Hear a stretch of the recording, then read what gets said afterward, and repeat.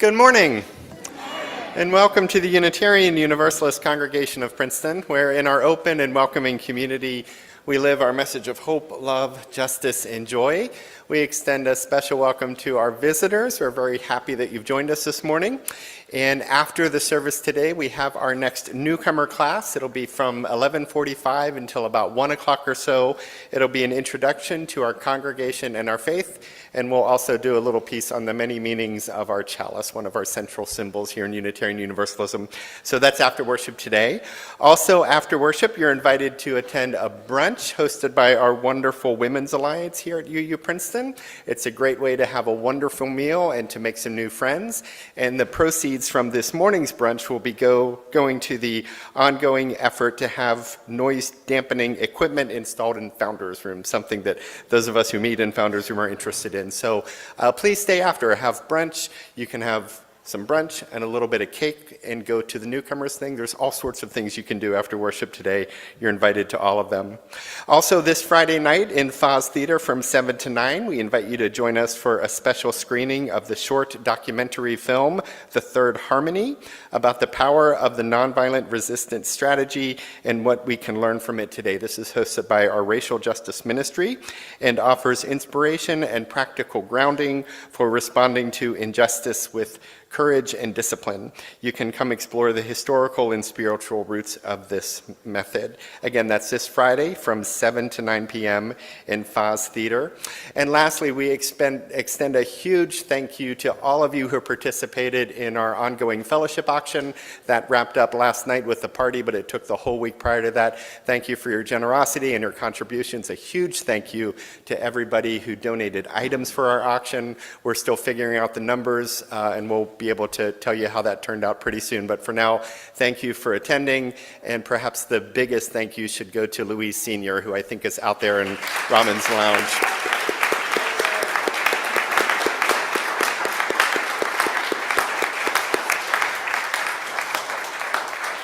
It is indeed, it's a many hands. A lot of people put a lot of effort into making that auction happen, so thank you to everybody for doing that. And now we have a ministry moment about the spring sale.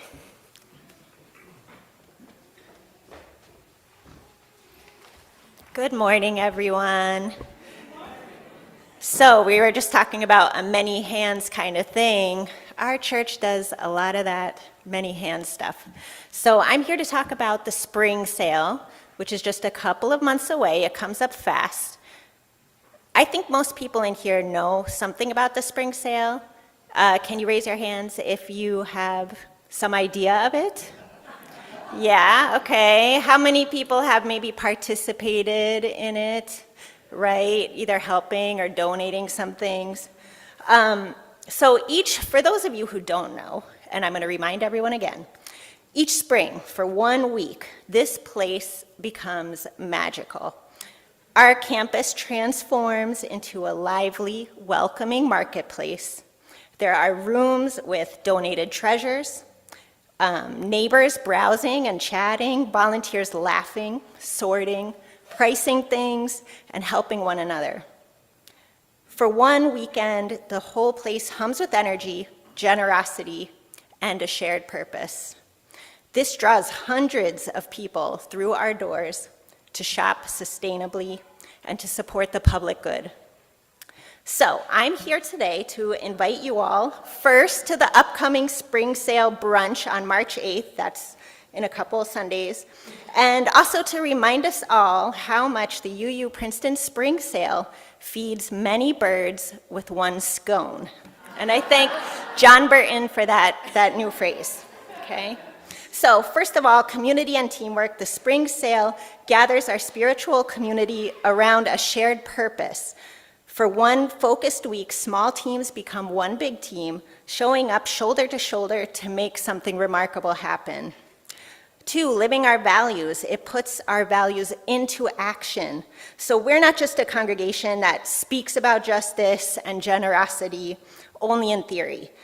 We are a congregation that acts, we serve, and we give. And when we do that, we become a visible force for good beyond our walls. The spring sale introduces UU to the wider world. It brings hundreds of people through our doors, many encountering Unitarian Universalism for the very first time, even if this is just in passing. They meet us not through words, but through what we do. And some of them even leave wanting to know more about us. And number 4, the environmental impact. I have to mention it as part of the Earth Ministry. The spring sale is an act of environmental faithfulness. It's an eco-conscious event rooted in reuse and thoughtful consumption. Each year, hundreds, even thousands, I would argue, of items are redirected from landfills and into appreciative hands. So all of this happens in one concentrated week, and yes, let's be honest, it asks something of us.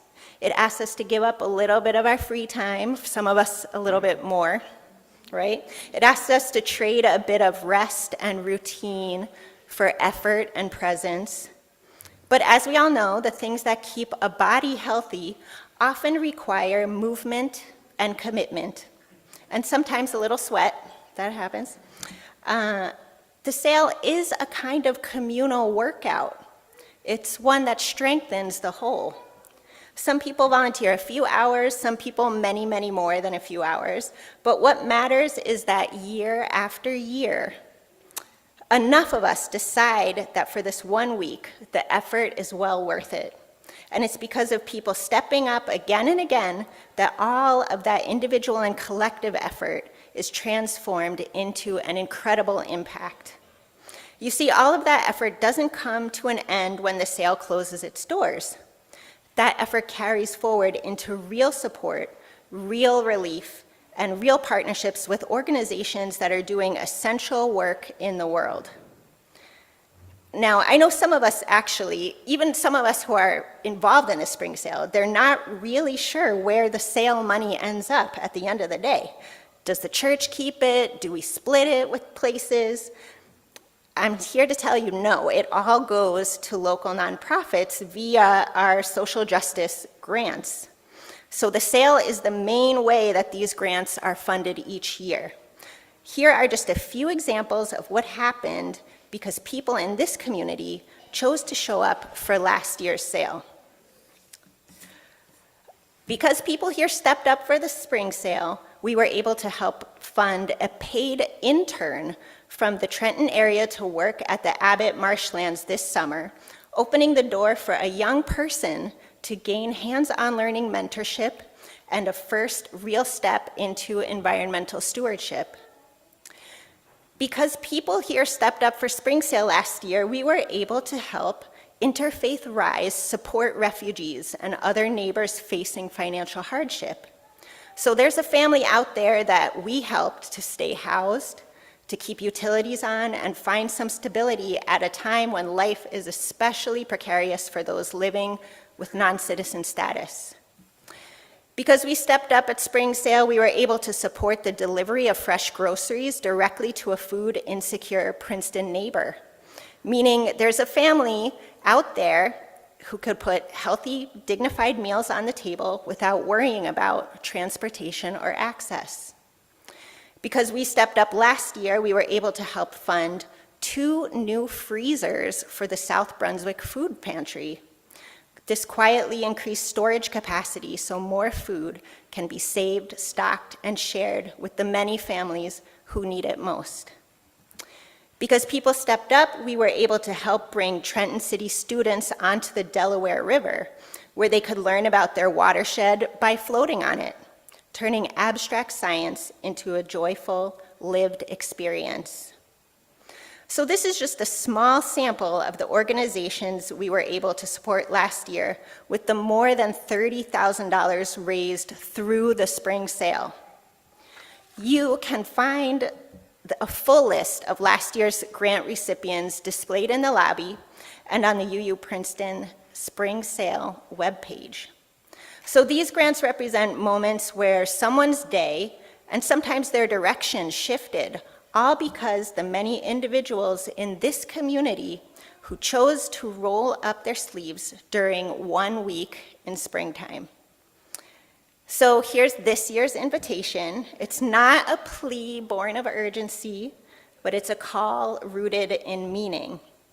If you can give any amount of time during setup week, which is Sunday, April 26th through April 30th, or during the sale itself, March 1st and 2nd, just know that your presence really does matter.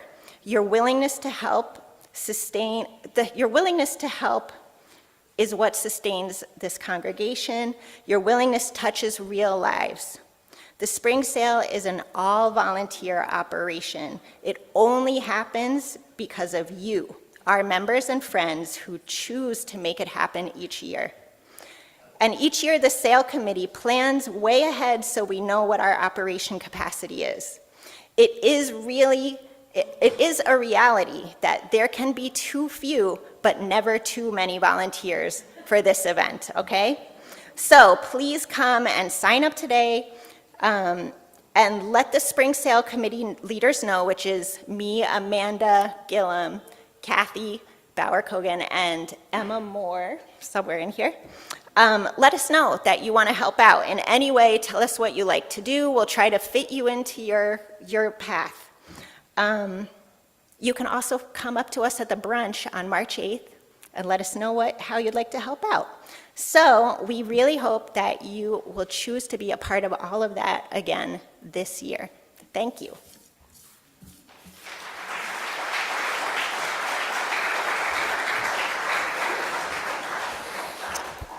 And now we join UU congregations far and wide in lighting a chalice to begin our hour of worship this morning. In the light of truth and in the warmth of love, we gather to seek, to sustain, to serve, and to celebrate.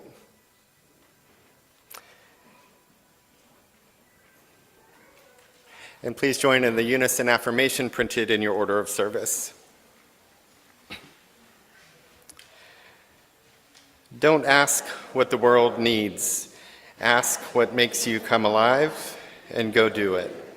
Because what the world needs is people who've come alive. A couple of times over the church year, we're always happy to welcome some of our newest members into our congregation in a worship service here.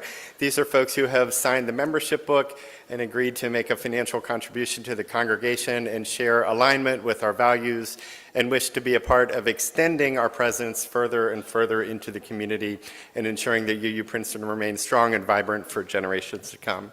We're very grateful for the newest folks who have some of the newest folks who have signed our membership book, and I invite you up to the front now. Dave and Nikki and Agnes and Valencia and Mickey, and also Lisa Roche and Randy Barbiero to help welcome you into our congregation. Oh, and Judy V2 is coming up. Great.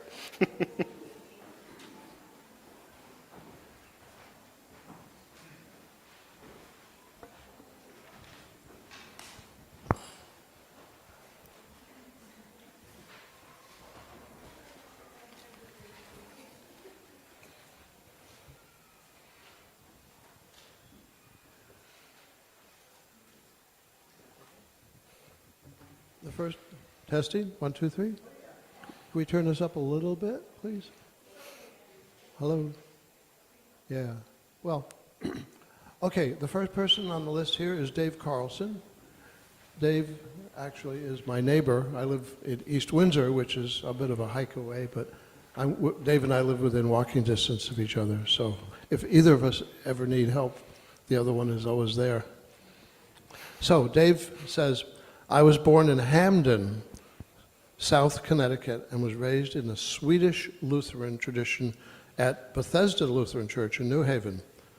While in high school, that was a while ago, I taught Sunday school and gave a few talks from the pulpit. About 6 years after earning a BS in engineering and applied science and an MS in systems engineering, we moved in 1975 to a rural Hagemnon. Did I pronounce that correctly? Connecticut, where we raised 2 daughters in a back-to-the-land type environment. I expect I also had a full-time job. In the year 2000, my Connecticut company was sold to a New Jersey company, and in 2001, I moved to New Jersey to work for that company. I retired in 2018 at the fine age of 75 and discovered UUCP shortly after that. Few years later, I drifted away, and then during a conversation with Carol Allen, hi Carol, last year after the memorial service for Carl Haig, she said, "Dave, why don't you come back?" And so I did. The real story is this friendly, welcoming group at UUCP, of which I am sincerely happy now to be a member. Dave.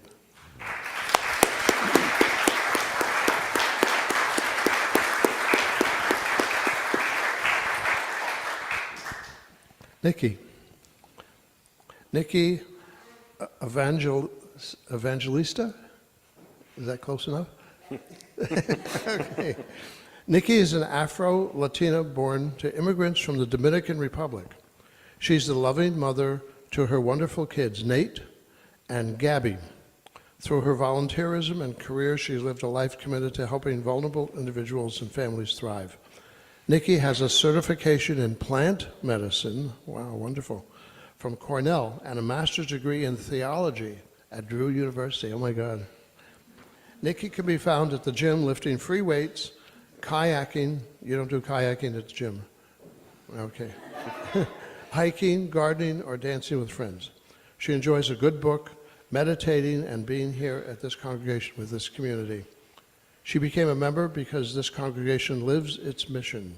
This community saw her through the hardest 2 years of her life, and she's happy to say that she finally is on the other side, and she's grateful.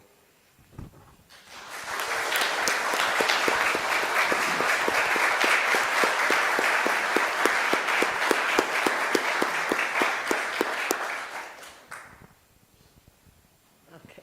Good morning. I'm pleased to welcome Agnes Mahalik. She was born in Poland and immigrated to the U.S. with her family when she was about 5 years old. She volunteers teaching English as a second language and helps people prepare for their citizenship interview. Last year, she fulfilled a lifelong dream and learned how to ride a motorcycle. She's shamelessly accepting prayers on her behalf for a white BMW R9T. She's coming up in the world. She has a deep love of learning and is currently transitioning into a career in spatial design, creating beautiful spaces that evoke harmony. By happy accident, she found UU, Princeton, and felt relieved to finally arrive at a spiritual space that shares her values, truly accepts everyone, and is deeply involved in helping others. She looks forward to growing and contributing to the community alongside all of us. Thank you.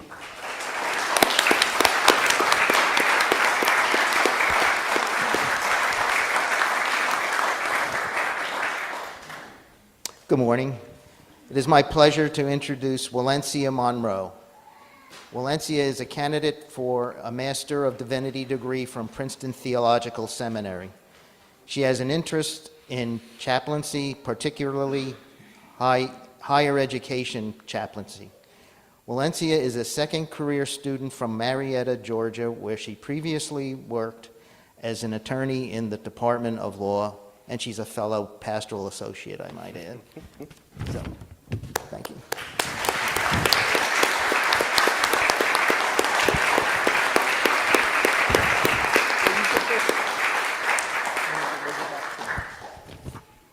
Okay. Mickey Timmons grew up in Iowa and after college moved to New York City, where she met her husband Mike at the Catholic Worker. The Catholic Worker is a group of Catholics dedicated to pacifism, social justice, voluntary poverty, and feeding, clothing, and housing the homeless. They moved to Trenton, where Mike's family resided, and Mickey obtained her Bachelor of Science in Nursing. The next 43 years she spent working in neonatal, pediatric, and hospice nursing, as well as raising 3 children with Mike. After retiring in 2020, she has enjoyed spending time with her family and friends and traveling, She also enjoys sewing, singing, gardening, and being of service to others. Welcome, Mickey.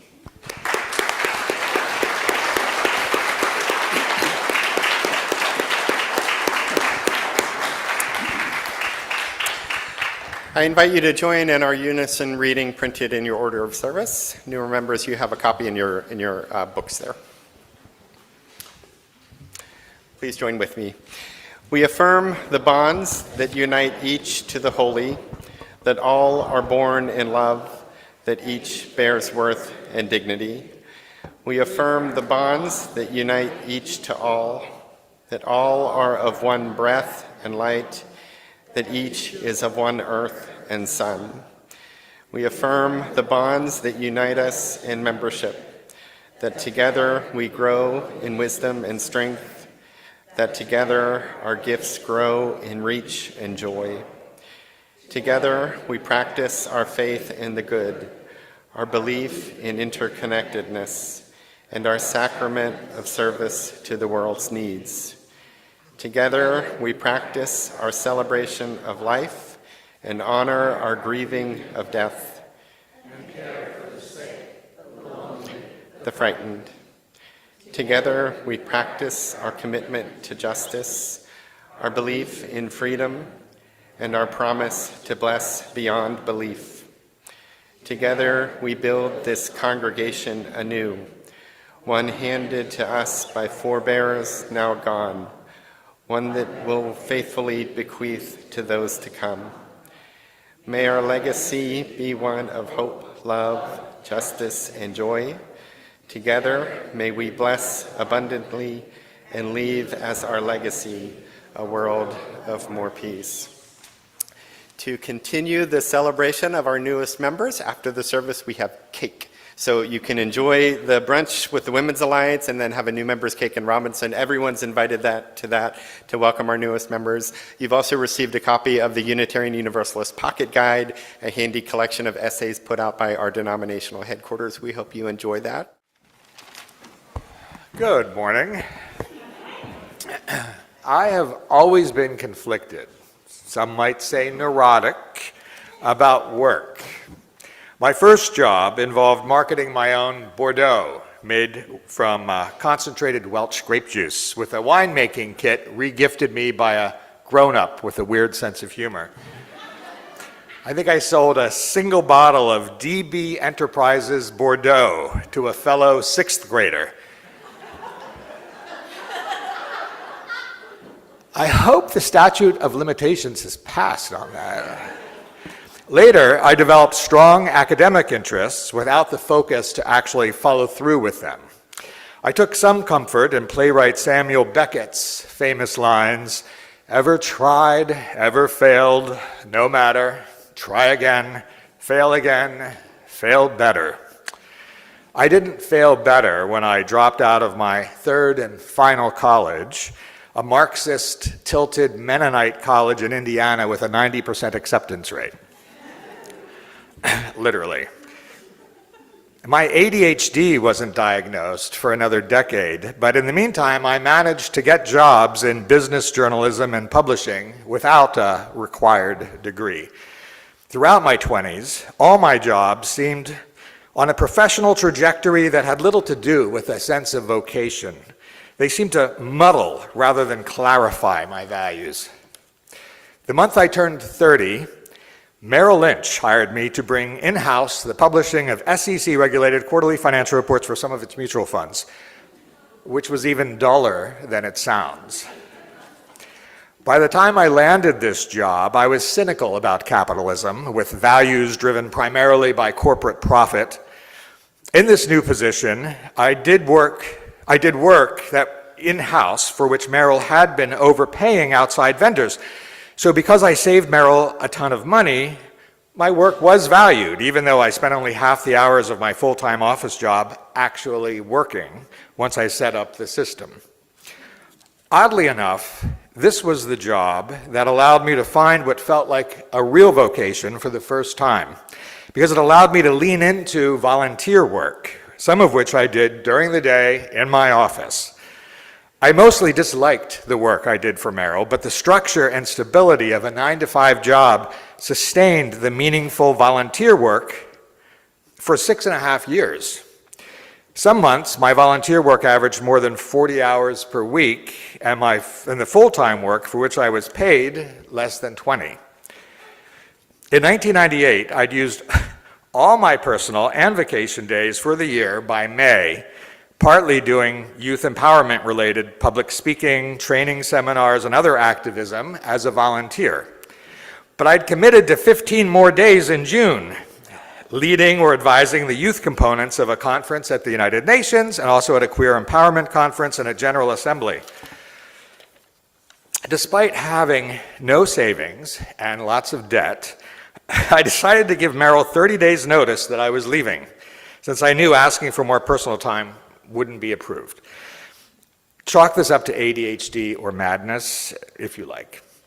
As I sat in the office of my boss's boss, Peg, to explain, I panicked. I had a great relationship with Peg, and I was afraid my actual reasons for leaving would sound ludicrous. I was extremely embarrassed by having lost count of my personal and vacation days.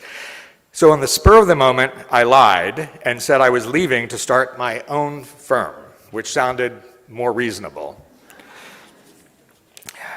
Much to my astonishment, 3 weeks later, Peg announced Merrill wouldn't be replacing me, and instead, Merrill gave me the work as an outside vendor. I took a month off to finish my volunteer commitments and then scrambled to figure out how to start a company, which, believe me, is not among my strong suits. Somehow, this came together quickly, and the following few years were the only time in my life I've made what some might call real money. The focus and time required of being president of what I called Princeton Publishing Group, with Merrill as anchor client, meant I had to step away from my volunteer life. During the following years, my values shifted more quickly than I'd previously thought possible, which I attribute to losing a sense of calling with which to anchor my life. I think my kind of ADHD is the kind where you pivot on a dime for reasons that seem very noble, and then you walk in a different direction and forget why you're walking in that direction. I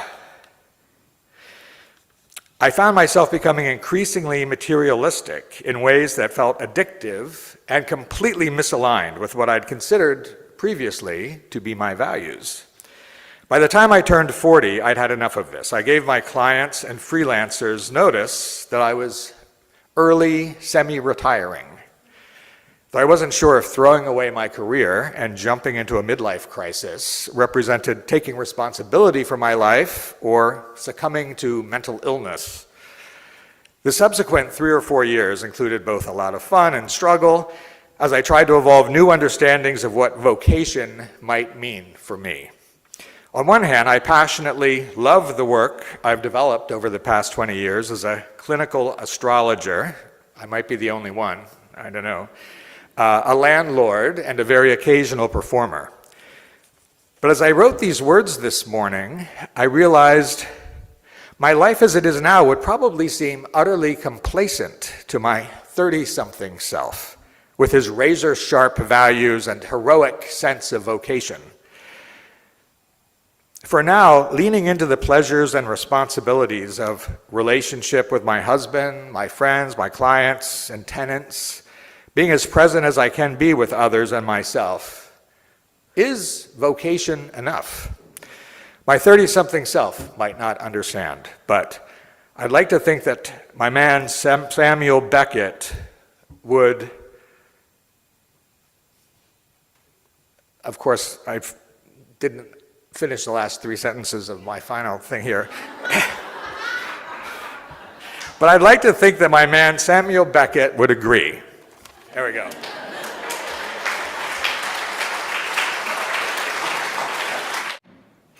Our first reading this morning is an excerpt from the poem Chorus, or it's an excerpt from a poem called The Rock by T.S. Eliot. Choruses is a part of that longer poem, and this is an excerpt of that, but it's all by T.S. Eliot. The reading is, In vacant places, we will build with new bricks. There are hands and machines and clay for new brick and lime for new mortar. Where the bricks are fallen, we will build with new stone. Where beams are rotten, we will build with new timbers. Where the word is unspoken, we will build with new speech. There is work together, a church for all and a job for each, everyone to their work. And I'll invite you to join in the second reading. It's 567 in the back of your gray hymnal. This is the poem To Be of Use by Marge Piercy. It's responsive, so I'll read the first parts and y'all will read the words in italics, please. I want to be with people who submerge in the task.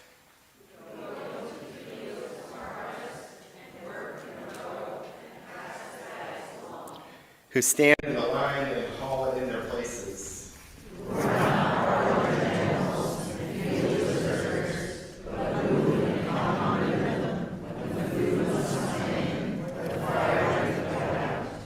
The work of the world is common as mud.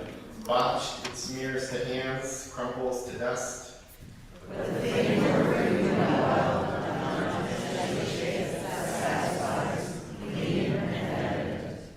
Amphoras for wine or oil, hopi vases that held corn are put in museums, but you know they were made to be used.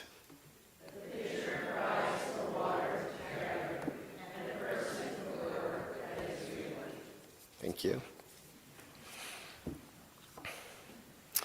My first job was as assistant paperboy. I helped a friend with his route on Sundays when the papers were big and made our bike baskets very heavy. We'd get up way before dawn and go to the main street where the papers had been dropped off in big, heavily wrapped bundles in the middle of the night. We'd open the bundles with utility knives, careful not to cut the papers, and fold and bag them. One of us would start delivering when we had enough papers ready to go while the other kept folding and bagging. We'd take turns doing that for a while until there were no more papers to fold, and then we'd go out on the last few runs and make the final deliveries. We covered 4 different neighborhoods, and the Sunday deliveries took about 3 hours and involved many trips, lots of bike riding. By comparison, when I filled in for him on weekdays when he was sick or out of town, I did it by myself, and it took 2 trips in under an hour to fold, bag, and deliver all the papers. Sundays were difficult, which was why I was his assistant on those days.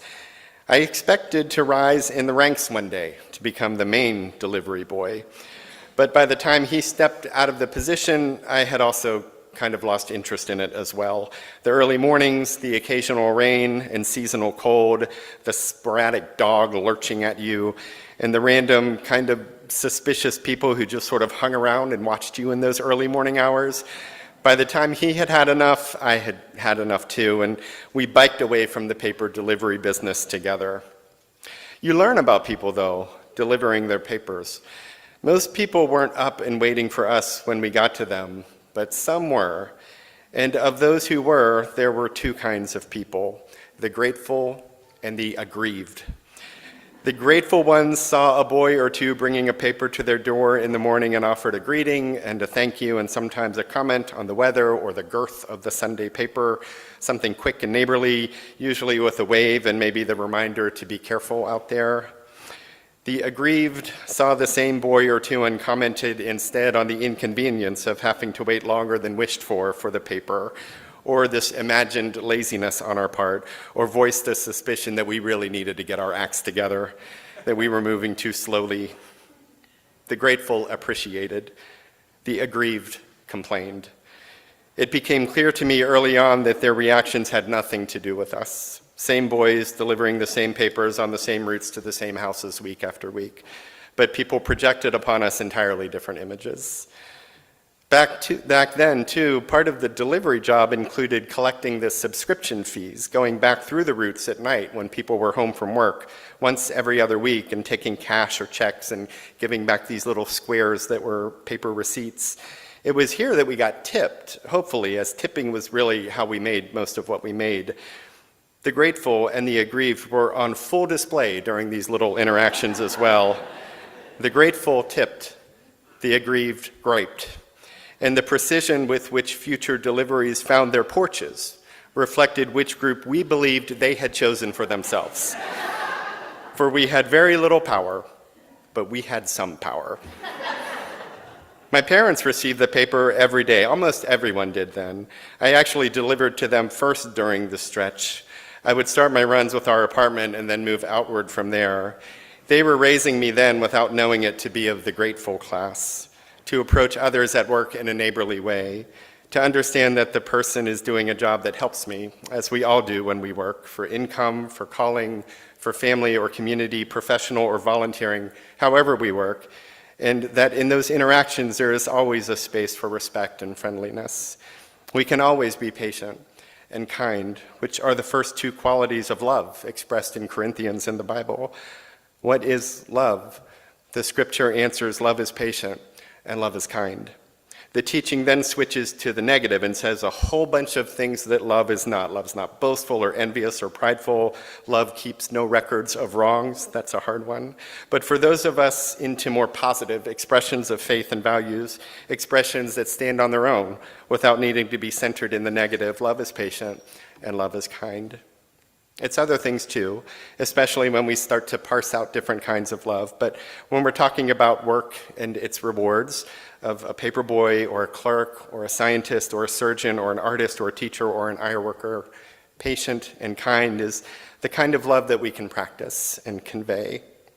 We don't have to say, I love you, to the plumber here to fix the sink. That would be weird. Although those of us who've had to wait out repairs like that, when the repair people arrive, we kind of do love them in that moment. Maybe that's the exact right thing to say, but to just be patient and kind is a safer option.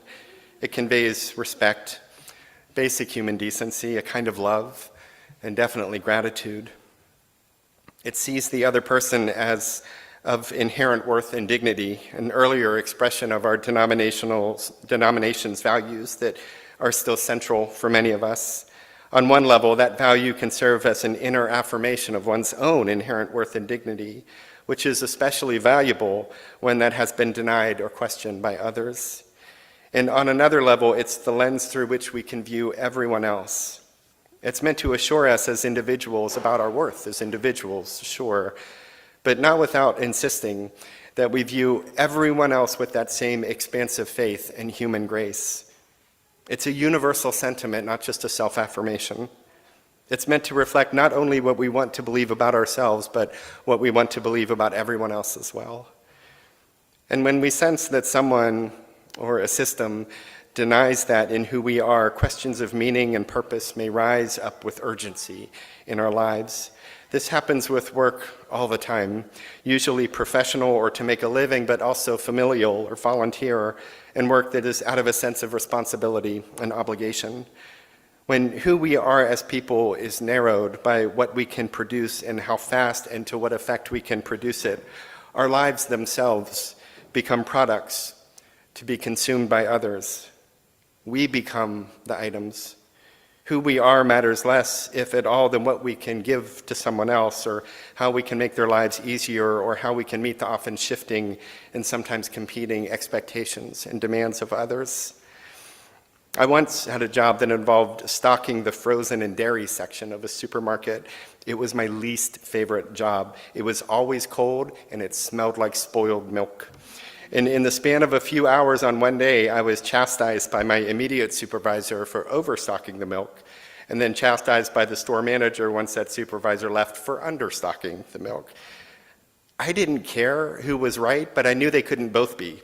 And so I went with my supervisor's way when they were there and the store manager's way when they weren't. I would soon learn through the grapevine that these two hated each other.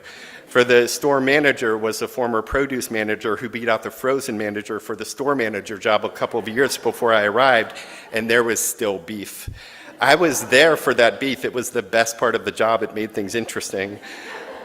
But we all knew that to please one probably meant to displease the other, and so you just had to sort of stock and restock according to who was working when. And there was no appreciation from either of them. Just a compelling subtext of payback and paranoia that felt like a sitcom or the plot of a brain candy movie. But it strangely brought the rest of the employees together. We all saw it. We all just moved around it. We all whispered about it. The best part of the job was lunch, for that's when we did that. Work isn't rewarding when our time and efforts aren't appreciated or when we're made to feel like our lives are meant to be spent for the gain of others. Work that rewards is rooted in people of patience and kindness, of gratitude and goodness, who see in the other a person of worth and dignity and not a product that serves upon demand. Answering that need to see the other as a person and not a product is part of how we can create a better world, stranger by stranger and neighbor by neighbor. It can be an act of devotion to that source of all love, for in gratitude for the holy, we treat all others as holy reflections. We live our devotion to the holy in how we treat the humans around us. And though much of life expects us to demand much of one another and to expect production of one another and service and speedy and perfect service at that, we live by a deeper, wider, and more expansive calling that affirms everyone's worth and dignity. The market, our education, the workplace may measure worth by what is produced, may judge it for what is not created, but to that shallow profanity, our faith sounds forth the assurance that one's worth is inherent. One's dignity is given by the holy, and the work that one does should always be treated with respect and appreciation and an honoring of human life and time and talent and obligation that went into its creation. For no one exists for anyone else's end. No one exists for anyone else's use. And yet our lives are intertwined and interdependent. They're ever creative expressions of who and what we are and who and what we are to each other. It's in that balance that our words and interactions bless or burden one another. And when we treat the work of others as something that exists only for our own reward, we are the market. However, when we affirm the human within the work and treat the person even briefly with the spirit of kindness and patience and civility and forgiveness and humor, we answer the profanities of the market with the beauty of our faith, a faith that proclaims our love for you, a neighborly kind of faith, to be sure, nothing too weird in the line at the supermarket, but a faith that sees the beauty and all the person and all of their beauty there, not just a product to be judged on its speediness. The work that we do, work of calling or of necessity, of pay or family or volunteerism or civic obligation, influences a lot of how we feel about ourselves, but how we treat the work of others can reward them or burden them as well. And how we do that builds our spirit or diminishes it. It allows us to rise to meet the demands of our faith, that we truly view and treat each other with love. In this relational faith, we can come alive through this, as Howard Thurman imagined in our affirmation today. His words are often thought about in relation to vocation, or what we feel like we're meant to do in life, what gives us meaning and purpose. Sometimes that aligns with what we do for a living, sometimes not. Sometimes our purpose or calling has little to do with how we make a living, but it always frames how we treat each other in this world. His sense is that in life there are always ways to express our inner callings and to enliven our highest ideals. And that when we do this in our families, among our friends, in our commitments, and yes, in whichever ways we can with work, the reward is both within and beyond. We live lives more aligned with our values, which blesses the world with those same values.